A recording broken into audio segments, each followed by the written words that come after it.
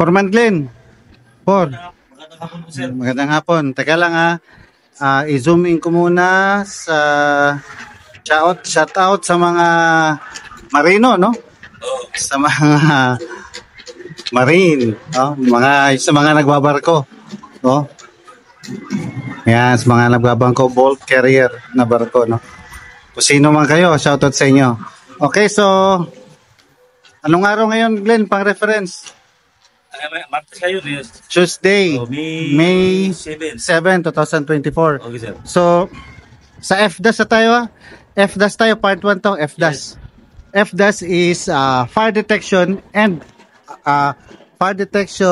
alarm system, no? Dalawa yan. Fire detection, mag-detect ng fire, tapos alarm system. Okay? So, ang objective natin ngayon is yung mga pang layman's term lang, yung ika nga na palagi natin dinadaanan, tinitingnan, pero hindi natin alam kung ano 'yon. 'Di ba? So, 'yun ang objective natin. Mas lalo na kung engineer ka, tas nasa site ka.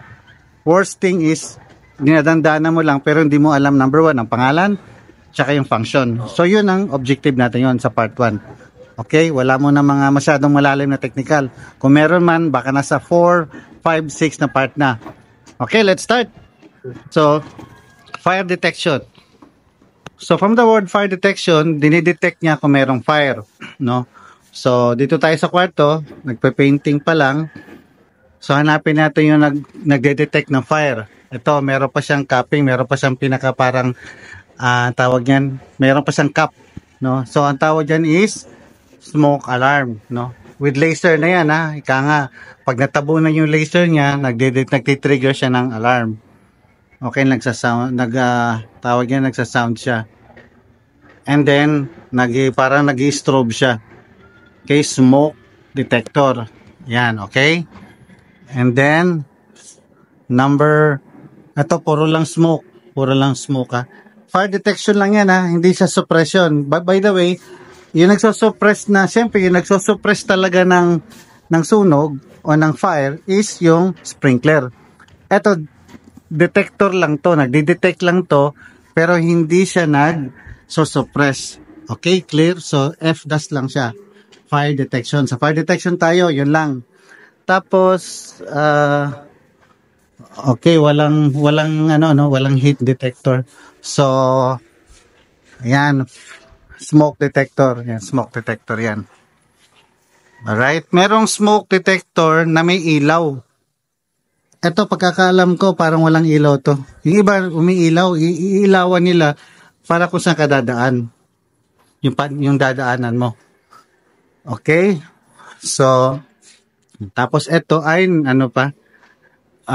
yung pinaka-strobe light tsaka sound strobe. Okay, yun ang mag-a-alarm. Okay, Chip, shout out. Shoutout sa mga mga taga Permos. Shoutout sa mga taga Permos. Taga Permos Sige. Baba tayo, doon tayo sa baba. Wala pa, naka-cover po kasi nagpe-painting. Dito tayo sa baba. Sa baba tayo. Kasi nakarap pa siya ng papel nagpe-painting pa. Etong ilaw na to, pressurized staircase to, fire exit pressurized. Kasama to sa discussion natin. Tingnan natin baka sa part 2. Anong purpose nun? Ito sa baba.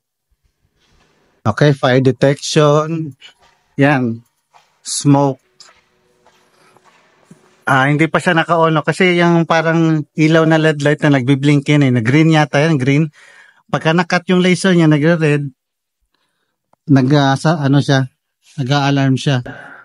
Okay, tapos number 2 is, ito, manual pull.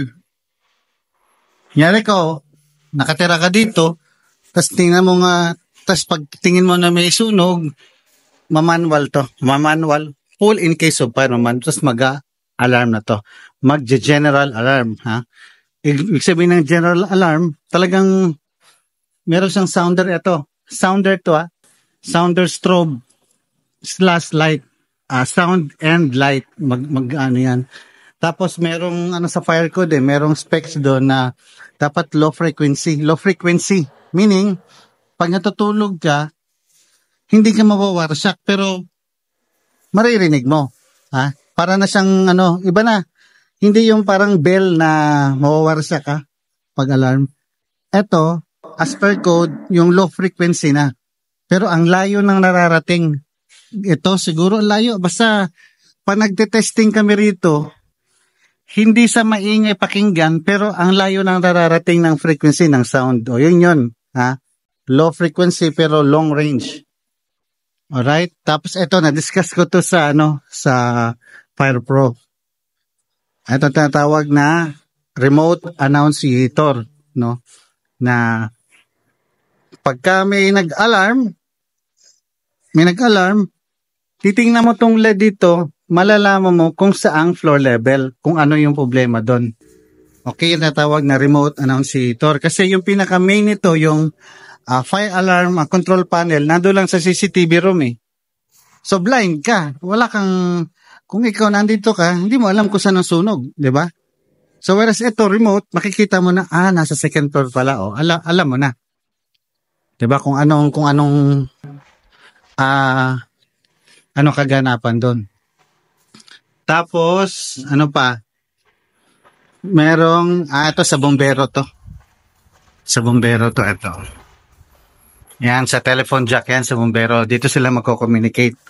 Malapit dito sa fire hose cabinet. FHC. Tapos merong green na fire extinguisher.